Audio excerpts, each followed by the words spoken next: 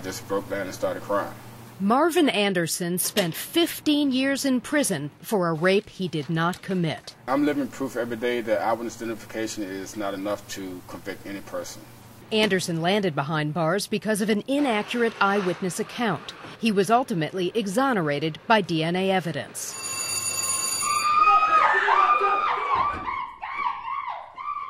Okay, now. With the help of Maryland criminology professor Tom Moriello and his unsuspecting students, we staged a crime in their lecture hall.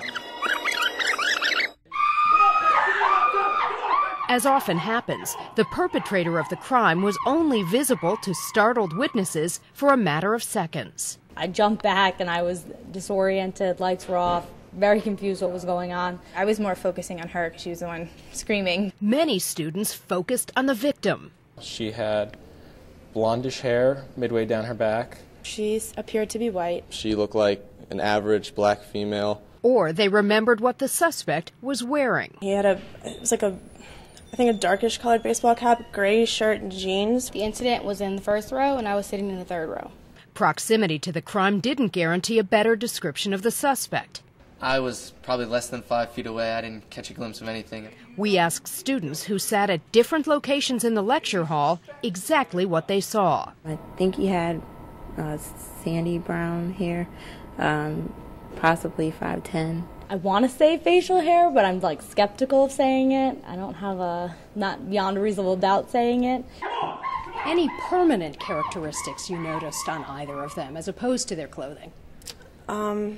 Besides their skin color, not really. We wondered if a deaf student in the class might have heightened powers of visual observation. I wasn't paying as much attention to the guy, but the girl was dark-skinned and dark-haired. She had a black shirt and jeans on. Indeed, she had a vivid description, but only of the victim.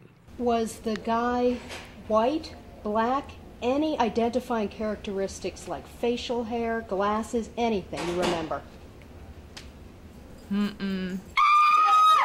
As often happens, the shock of witnessing a crime impeded the student's ability to recall critical details. If I had been expecting it, I would have taken better note of everything that was going on. He was slender, Kind of a little skinny. 5'9", 5'5". About my height, I'm about 5'8". Everybody say hello to Erica. After the crime, we introduced our victim and our suspect to the class. Scott, can you tell us how tall are you and what's your weight? 6'205". No one noticed one of the only permanent features on him, a distinctive tattoo on his upper arm. I mention this because 15 years ago, Professor Moriello staged a dramatic purse snatching in his classes. A white suspect was stealing a purse from a black woman. But Moriello and the suspect were both armed. He turned around and pulled a gun at me, at which point I pulled a gun at him, and we actually fired guns. The guns fired blanks, but the stress of that scenario led to startling, inaccurate perceptions. A number of them saw a black man stealing from a white woman when it was just the opposite. Proof that even things that unfold right before your eyes are not always what they seem.